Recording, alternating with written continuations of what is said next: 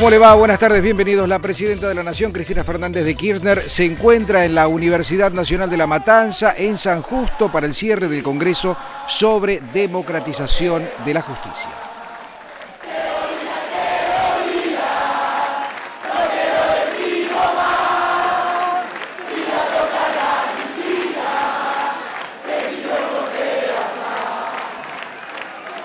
Muy buenas noches a todos y a todas. Nos acompañan hoy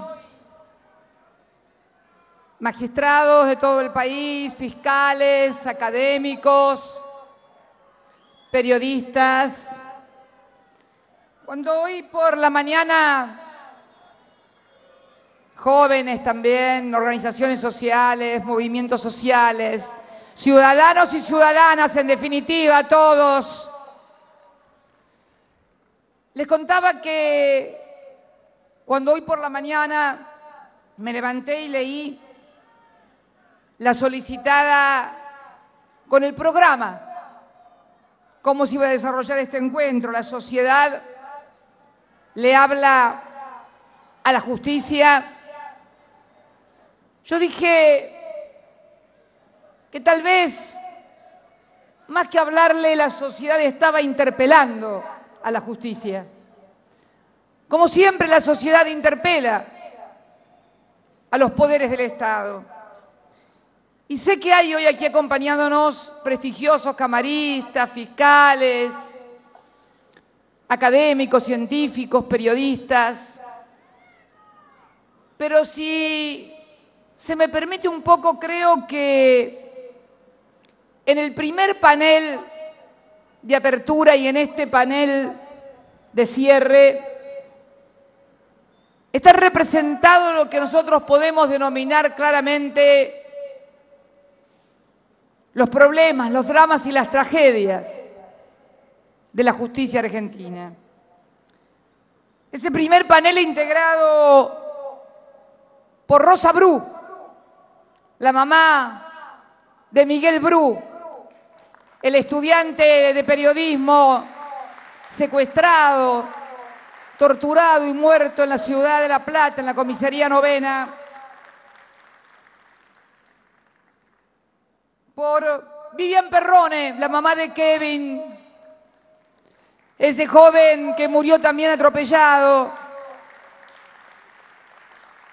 por alguien que luego se dio a la fuga y apenas se cumplió 2 meses de prisión. Por Miriam Bordón, la mamá de Sebastián Bordón, privado ilegalmente de su libertad y asesinado en la provincia de Mendoza cuando compartía junto a sus compañeros de estudios un viaje de fin de curso. También Raquel Huitis, la mamá de ese joven músico de 23 años que resultó víctima porque había sido tomado como rehén en un asalto y finalmente terminaron siendo fusilados tanto él como el chico. Y dijo el chico, el delincuente, que lo había secuestrado porque estuve leyendo antes de venir un artículo impresionante publicado en el año 2003, donde las dos madres, la madre del chico músico, como la madre de ese que lo había tomado como rehén, una familia de trabajadores que no comprendía y que decían que no entendía por qué su hijo había sido conducido por el mal camino. El segundo panel,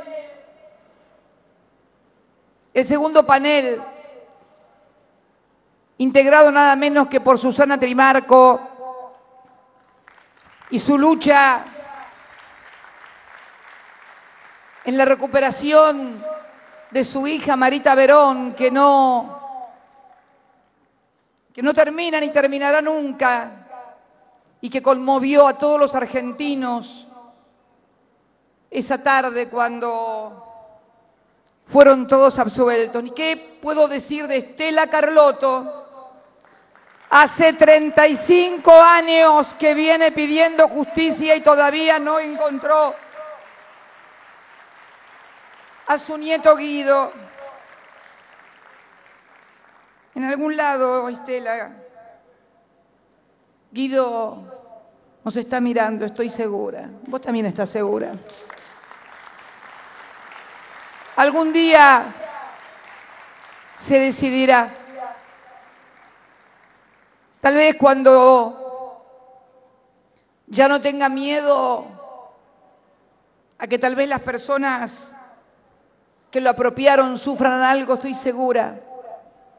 Porque nadie puede vivir sin ser uno mismo durante toda la vida. Nadie puede morirse sabiendo que le van a poner una lápida con un nombre que no le pertenece y una identidad que no le pertenece. Por eso tengo muchísima confianza que finalmente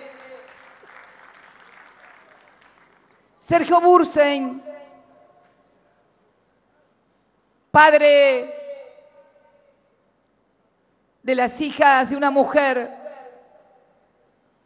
que junto a otros argentinos resultaron víctimas de uno de los atentados más terribles, junto con el de la Embajada de Israel que tuvo nuestro país, como fue el atentado contra la AMIA, aún impune. ¿Y qué decir de Pablo Ferreira? Alguien que me toca muy de cerca.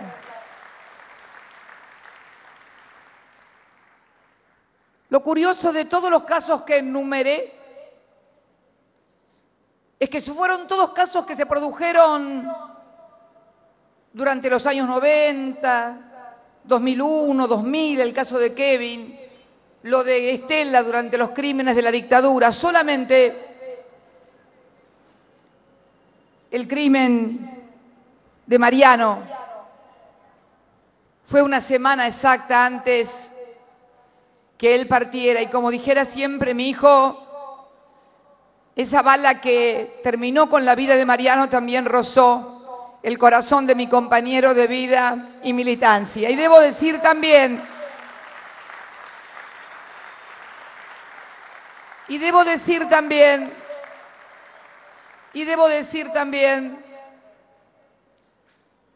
que recuerdo la reunión que mantuvimos con su familia, sin cámaras, ni periodismo, ni televisión, en donde me preguntaron si realmente iba a haber justicia y si los culpables iban a ser sentados, si no había ningún compromiso. Y yo le dije que con el único que estaba casada ya no estaba más, y que lo que de nosotros dependiera iba a haber justicia. Es más, es de público y notorio que la prueba que incriminó, el testimonio que incriminó finalmente a quienes resultaron condenados por el crimen de Mariano Ferreira, lo consiguió Néstor Kirchner una tarde de desesperación, porque pensó que volvía a producirse lo que había pasado en el año 2002 cuando se asesinaron a Costec y Santillán.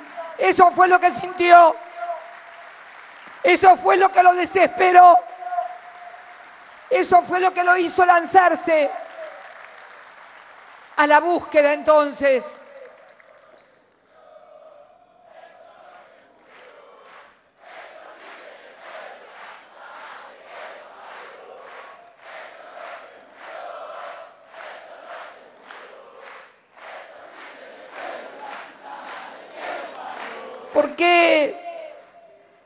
¿Por qué señalo lo de las fechas?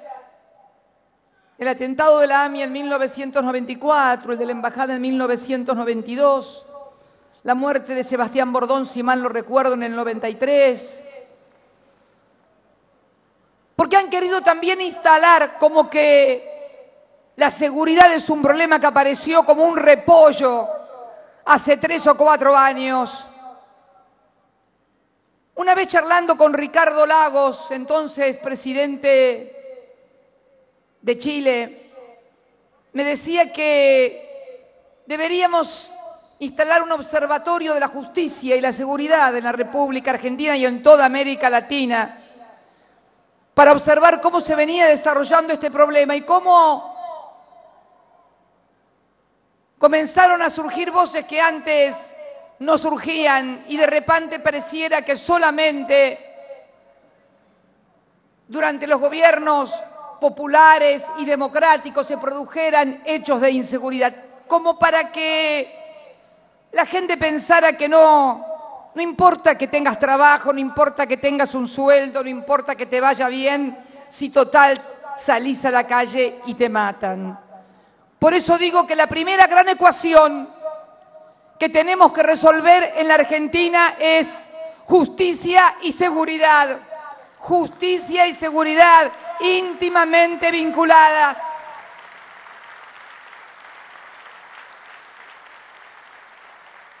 Íntimamente vinculadas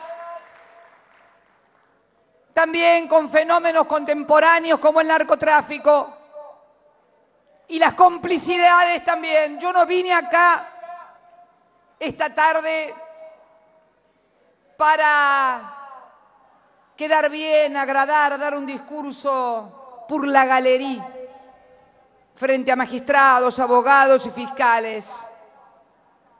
He venido a decir lo que siento y lo que vivo, que muchas veces la gente te lo dice en la calle, en el barrio. El otro día hablaba con un vecino de Junín que me contaba de los hechos que habían terminado con aquella pueblada y cómo a su hijo, que hoy está preso, lo acusan de haber sido uno de los artífices. Ustedes se acuerdan de aquellos días donde quemaron comisarías, autos, etcétera.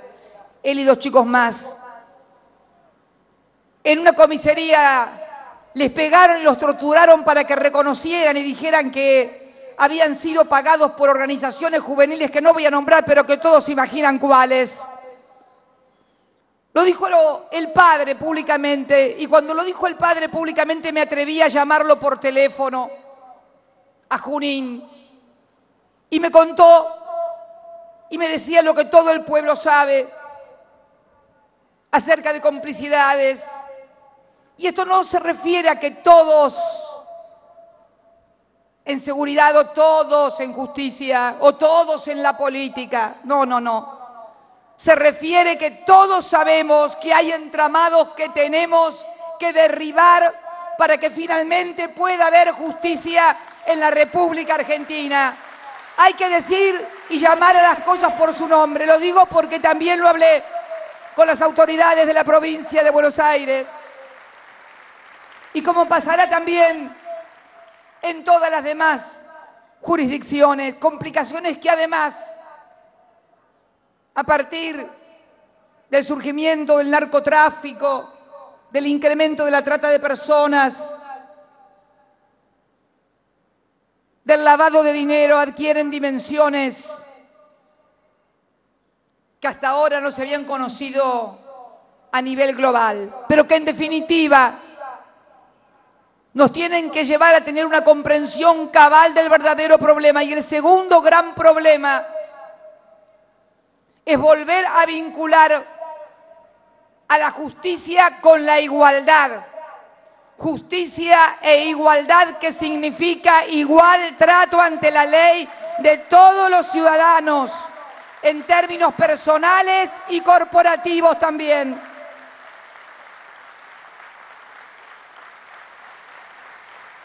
Porque observamos también una justicia de 2 velocidades. Una justicia que, si los implicados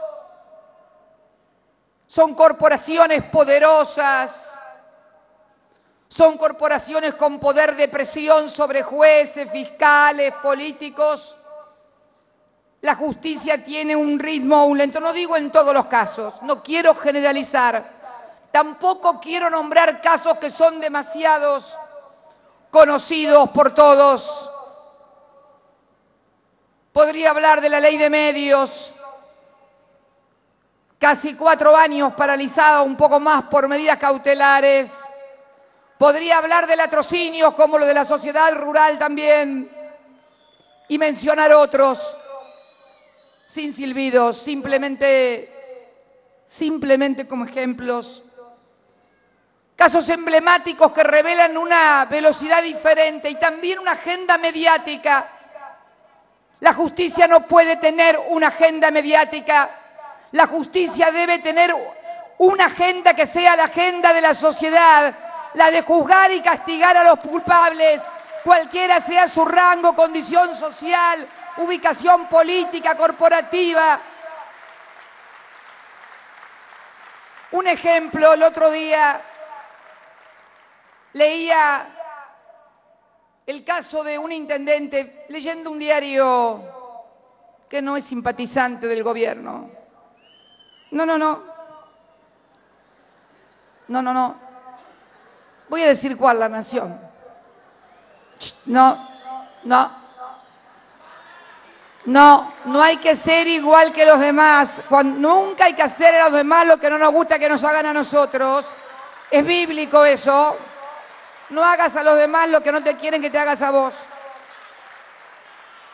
Y leí en la página 14 más o menos un cuadrito que decía: en Catamarca detuvieron a un intendente por haber cometido un abuso con un menor de edad. Y yo me puse a buscar el nombre del intendente o el partido al que pertenecía y no lo encontraba. Y tuve la clara sensación que evidentemente no era oficialista, porque si no hubiera estado en primera plana. Y mandé a averiguar y no era oficialista, era opositor. Me tuve que enterar por mis propios medios en la página 14 que seguramente si hubiera sido un intendente del oficialismo hubiera estado en primera plana y con clara identificación política. Por eso digo que la justicia no puede tener una agencia mediática, tiene que tener una agenda que sea la agenda de la sociedad. Y en este primer panel y segundo panel, panel de apertura y panel de cierre, falta también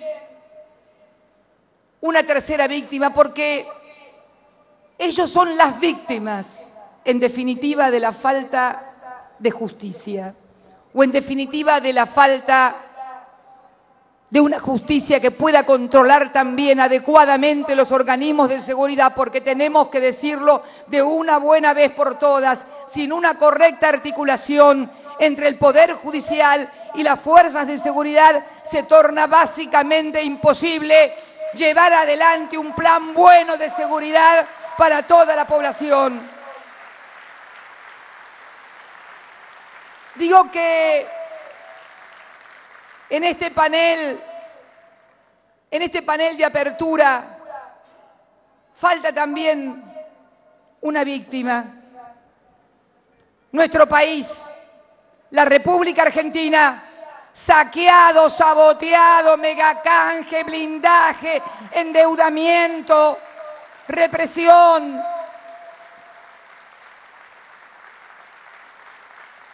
corralito, apoderamiento de los fondos. Falta también. Por eso nos decidimos a este proyecto de leyes que enuncié, como decía recién el mensaje, un 1 de marzo, Asamblea Legislativa, 6 leyes. Por Dios, nadie crea que esto es el milagro o la panacea, porque no existe ni acá ni en ninguna parte del mundo. Es simplemente un instrumento. 6 instrumentos, 6 leyes, que primero dijeron que las íbamos a aprobar a libro cerrado y que las 6 leyes han sufrido importantes modificaciones en el debate parlamentario, como debe ser en la República Argentina. Inclusive, y lo voy a decir con todas las letras, Por acá debo tener mi vieja Constitución. Creo que la traje. Sí, por acá anda, acá está. Este es el libro de las reformas. Esta es mi vieja Constitución, que como verán está gastada, macheteada. La tengo de la época en que era legisladora. La leo toda completa, no la leo por partes como algunos donde si me conviene es constitucional y si no me conviene es inconstitucional. No, a esta hay que leerla completa, del primero hasta el último.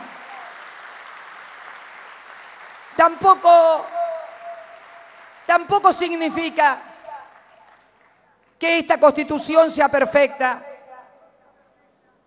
Esta Constitución sabemos que para hacer una verdadera y profunda reforma de la justicia debería ser modificada, pero lo digo con todas las letras, debería ser modificada. Pero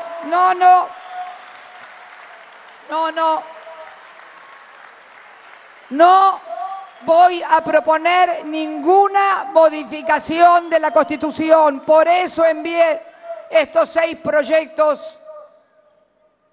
Y quiero contar un poco la historia, porque todos ustedes lo saben que como constituyente sostuve que iba a haber una dualidad en el Poder Judicial entre Consejo de la Magistratura, tal cual fue plasmado en el artículo 114 y 115 y el propio texto de la Constitución, que pone a la Corte como cabeza del Poder Judicial, como siempre lo fue en los casi 200 años de historia.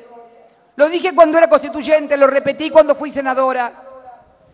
Por eso las reformas son instrumentos que tratan de mejorar, pero no son la panacea. Pero tampoco voy a creer en las vestales de la Constitución, porque recién decía que una de las modificaciones que introdujimos en la Constitución, en el proyecto que mandamos de Consejo de la Magistratura, fue precisamente el dejar en cabeza de la Corte la administración de la totalidad de los recursos del Poder Judicial y la ejecución de su presupuesto. Esta norma claramente en el inciso 3º corresponde al Consejo de la Magistratura. Y ustedes me dirán, pero entonces es una ley inconstitucional. Es una ley que capta la realidad de la imposibilidad de que un cuerpo colegiado pueda llevar a cabo esa tarea adelante. Pero entonces admitamos que necesitamos una interpretación por parte de todos los jueces, desde la más alta magistratura hasta el de primera instancia, que no sea o que no sirva a los intereses corporativos, sino que sirva precisamente para que los poderes, los 3 poderes del Estado, puedan funcionar no en beneficio propio, sino en beneficio del conjunto de la sociedad.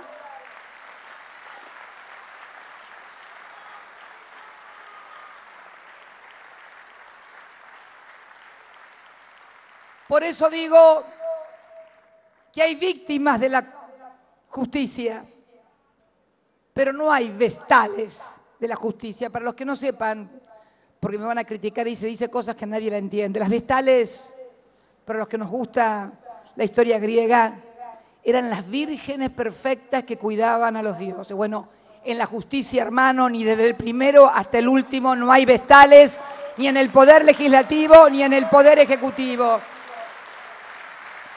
Yo quiero ser sincera, por eso, y mucho menos afuera de los poderes del Estado, donde de los estudios jurídicos, donde las organizaciones no gubernamentales que no sabemos nunca quién financia ni quién les paga, se transforman en vestales de la Constitución y del derecho según les conviene. Por favor, la libertad de prensa. Por favor, que si no mañana nos dicen que no respetamos la libertad de prensa. Creo que creo que estas 6 leyes que enviamos, yo pensaba, ¿cómo es posible que de 6 leyes no estén de acuerdo con ninguna? Porque puede estar, es cierto, todo el mundo tiene derecho a tener diferencias, con 1, con 2, con 3, con 4, no, pero los artículos de las 6 leyes, de la ley inclusive que establece el ingreso igualitario para todo aquel joven o abogado que quiere elegir la carrera judicial, tenga el derecho de poder ingresar sin tener que ser primo, sobrino, nieto, amigo o ahijado de nadie. ¿Cómo se puede estar en contra de eso? ¿Cómo se puede estar en contra de quienes van a integrar el órgano político del Poder Judicial? No los jueces, el órgano político del Poder Judicial, el Consejo de la Magistratura, sean elegidos por el voto popular. ¿Cómo puede ser que alguien diga que está mal que voten 40 millones de argentinos y que solamente voten jueces o abogados? ¿Cómo puede ser posible? Y además, voto popular que permitirá también aplicar la ley de cupo. Nunca hubo por los colegios de abogados o por los magistrados, salvo en el año 1997, una jueza o una abogada que representara. ¿Dónde están las abogadas? ¿Dónde están las juezas en ese Consejo de la Magistratura que no han sido votadas? Y hablamos con autoridad moral. Hablamos con autoridad moral. Somos el primer gobierno democrático que incorpora 2 mujeres al más alto Tribunal de Justicia. Mujeres a las cuales ni el presidente, el entonces presidente Néstor Kirchner, ni quien les hablan conocían ni siquiera personalmente. No membré algún presidente anterior a Kirchner o a mí que haya designado en la Corte a alguna persona que no haya sido su amigo o lo haya conocido antes.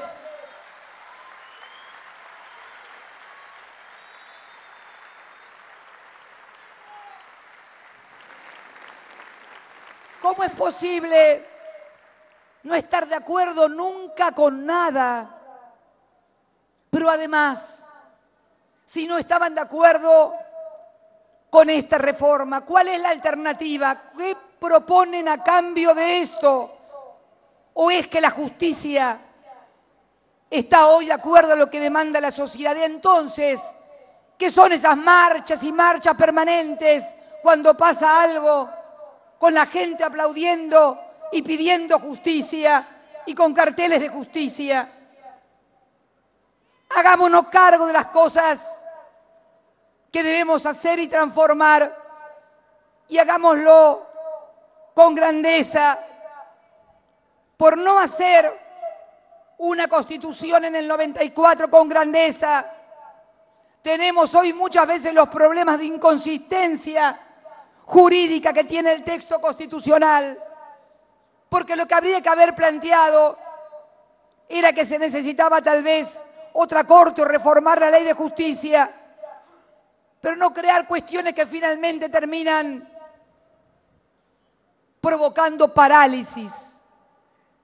Y también hemos incorporado y aumentado el número de académicos y científicos porque creemos que la justicia no es solamente una cuestión de los abogados.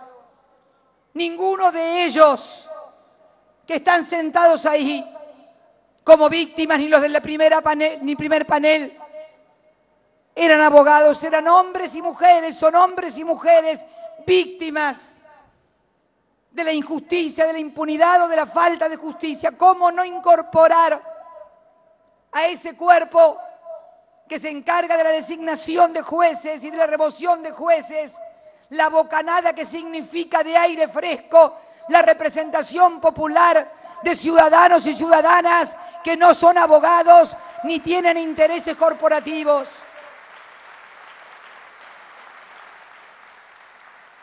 ¿Y a qué me estoy refiriendo? Algo muy simple. Hablo porque conozco, soy abogada. Y todos sabemos que los abogados tienen que litigar y tienen que ganar juicios. Ahí veo dos abogados que se codean entre ellos en la primera fila. Dos abogados amigos, pero abogados al fin. Abogados que litigan. Y saben que los abogados dependen de los jueces. Y los jueces además saben que necesitan, por si algún día hacen algo que merezcan ser enjuiciados, el apoyo de sus colegas, porque también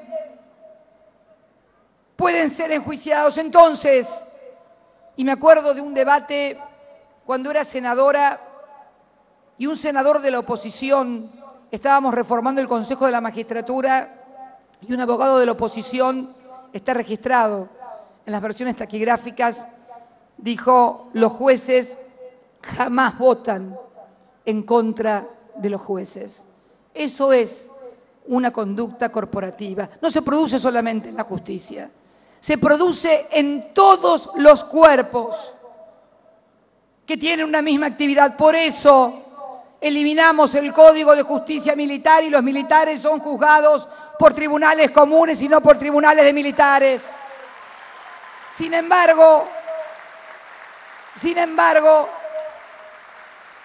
todavía teníamos la rémora de esta y tenemos la rémora de esta situación. También propusimos una ley sobre medidas cautelares contra el Estado. Algunos quisieron confundir medidas cautelares con recurso de amparo. Por favor, para los que no lo saben, el recurso de amparo tiene jerarquía constitucional.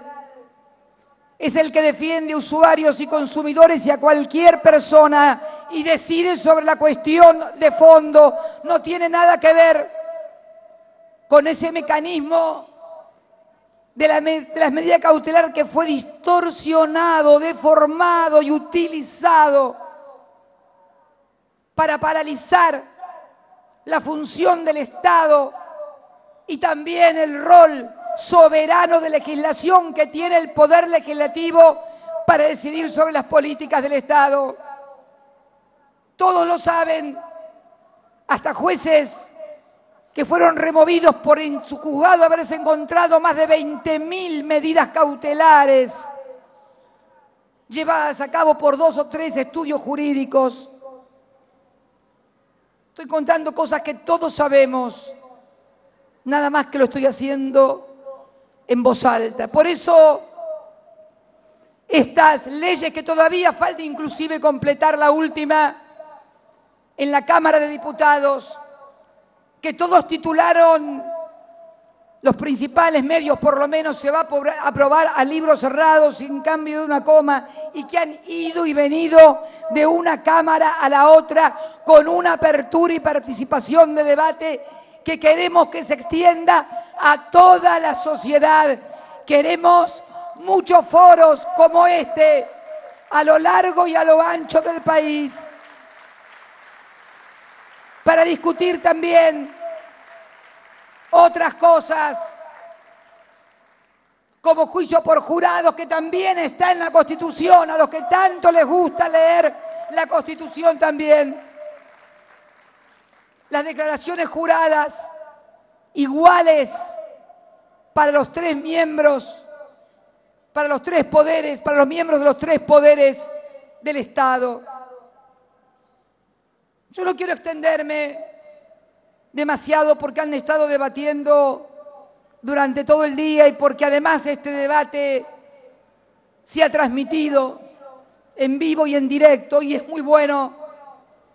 Y tenemos que seguir transmitiendo y debatiéndolo porque ahí está la riqueza de la sociedad, en poder comprender los instrumentos que la defienden, en comprender que es necesario la participación popular para solucionar los problemas o por lo menos para abordar su solución.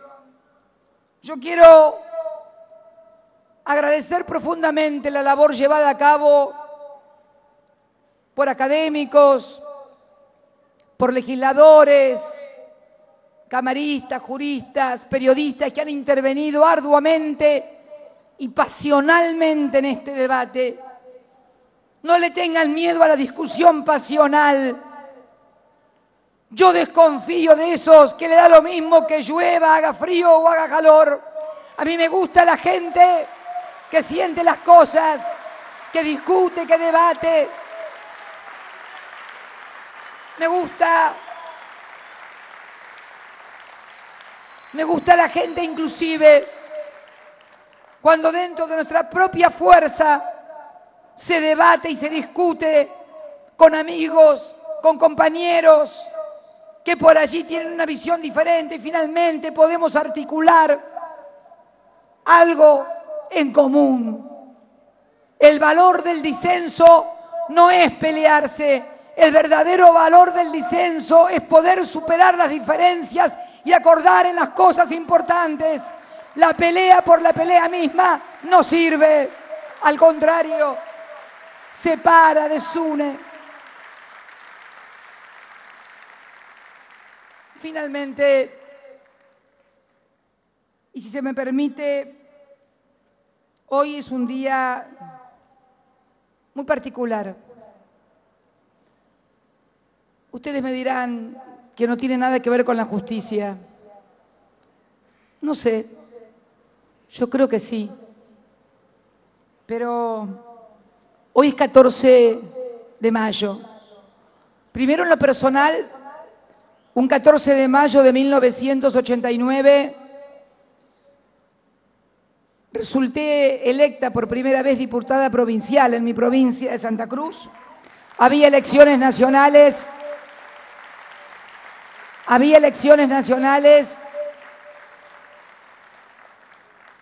y nuestro partido, luego de haber perdido las elecciones en 1983, volvía a ganar el gobierno de la República Argentina. Y por esas cosas de la vida, 14 o 15 años después, no me acuerdo, 1989 a 2003, 14 años después, un 14 de mayo del año 2003, ustedes se acuerdan que había quedado primero y segundo, y bueno, esas dos personas tenían que ir a balotaje. La segunda persona, con apenas el 22% de los votos, se llamaba Néstor Kirchner y era el gobernador de la provincia de Santa Cruz.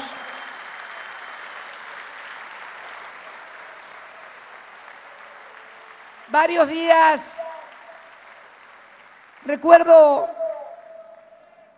haber compartido una cena con Estela Carlotto, con el entonces Premio Nobel Saramago y otro grupo de intelectuales aquí en Buenos Aires, unos días antes, que nos decían que no iba a haber segunda vuelta y que entonces iban a hacer un gobierno deslegitimado, un gobierno sin fuerza para gobernar. Y me acuerdo que me preguntaron, ¿qué van a hacer? Néstor no había ido a la cena, fui yo. Y me preguntaron qué iban a hacer si se bajaban y entonces quedábamos apenas con el 22% de los votos. Y yo le dije que íbamos a hacer lo único que se puede hacer para hacer un gobierno legítimo: gobernar en nombre del pueblo y para los intereses del pueblo. Se puede ganar con el 50% de los votos, ser un gobierno legal y sin embargo deslegitimarse por la acción.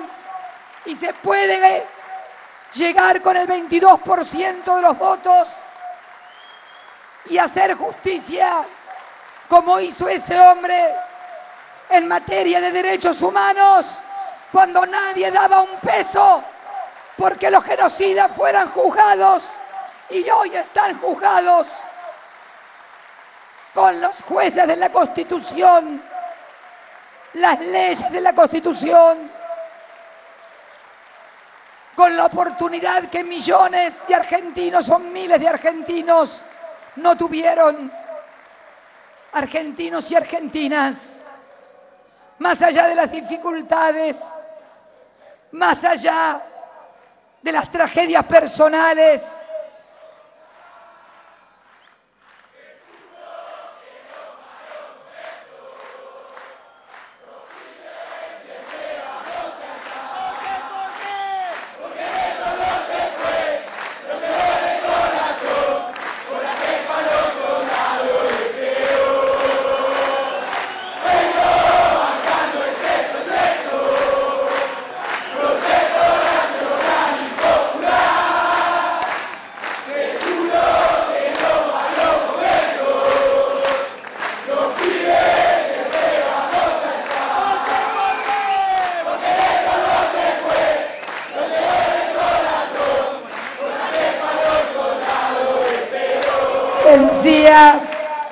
les decía que con apenas el 22% de los votos tuvo la inmensa convicción, y más que la convicción, la visión y la comprensión de que no había una Argentina viable institucionalmente si no superábamos esa etapa predemocrática que significaba que desde el propio poder legislativo del Estado se hubiera otorgado perdón e impunidad ante tanta tragedia, ante tanto genocidio. Y me acuerdo que esa mañana del 14 de mayo, cuando anunciaron que Kirchner, era presidente, tuvo que dar un discurso o leer un discurso a la tarde en un hotel. Me acuerdo los comentarios que despertó ese discurso. Voy a leer uno o dos del mismo diario. Uno que dice, un discurso que preocupó, empezó con el pie izquierdo. Visionario a lo mejor. Pero quiero leer otro que es mucho más inteligente. En realidad es un periodista que no merece mucha lectura porque, pero hay otros periodistas que sí merecen lectura, porque representan intereses, porque representan historias, porque representan sectores, y aun cuando no estemos de acuerdo con ellos, debemos tomarlos en serio porque están hablando en nombre de algo y de alguien, no porque se lo dijo el editor o porque quiere escribir algo para parecer simpático. Me refiero a quien durante mucho tiempo fuera el director o el editor o principal director periodístico del diario La Nación, José Claudio Escribano, que comentó nada de silbidos. Leo textual, en referencia a aquel discurso que pronunciara Néstor ese 14 de mayo por la tarde. Dijo textual: la primera medida de gobierno del doctor Kirchner deberá ser la cesantía de quien ha escrito ese discurso. Y si fue él mismo quien acometió su redacción, convendrá que ya mismo derive en otro la delicada tarea de escribir, si es que aspira a ser un verdadero jefe de Estado. Fue un verdadero jefe de Estado. No había escrito el discurso lo había escrito yo, y por suerte no me echó nunca.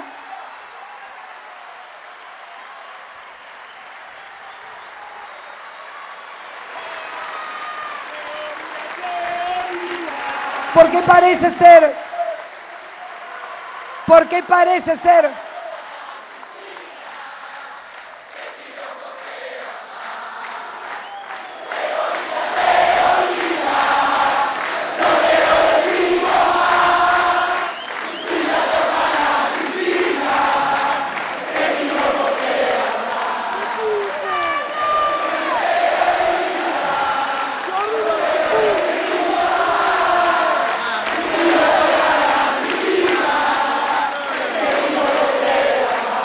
eso, finalmente, agradecerles a todos y cada uno de ustedes que han estado aquí, legisladores, magistrados, camaristas, fiscales, hombres y mujeres de prensa que hoy también nos acompañan, Susana, Estela, Pablo, Sergio, todos los panelistas, las madres del dolor, todos aquellos que tienen un dolor y una tragedia en la Argentina y que recurren a la justicia como el gran equilibrador. Pero queremos también una justicia que con el mismo rigor acometa también contra las corporaciones que han devastado el país, que han saboteado el país, que han saqueado el país o se han apoderado de su patrimonio con la misma fuerza, con la misma convicción. ¿Cómo no van a poder hacerlo si hay una sociedad entera que reclama justicia, que reclama igualdad y que reclama legitimidad? Démosela, se la merecen. En nombre de toda nuestra historia, gracias a todos y a todas. Gracias. Gracias a los que han perdido a sus hijos y siguen luchando. Gracias a los que han perdido un familiar y siguen adelante. Son un ejemplo para todos los argentinos. Gracias a todos.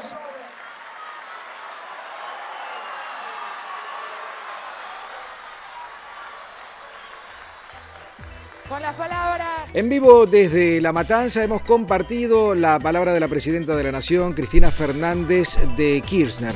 Les recuerdo simplemente a las 20 la edición central de Visión 7 para repasar toda la información de nuestro país y del mundo. Los esperamos.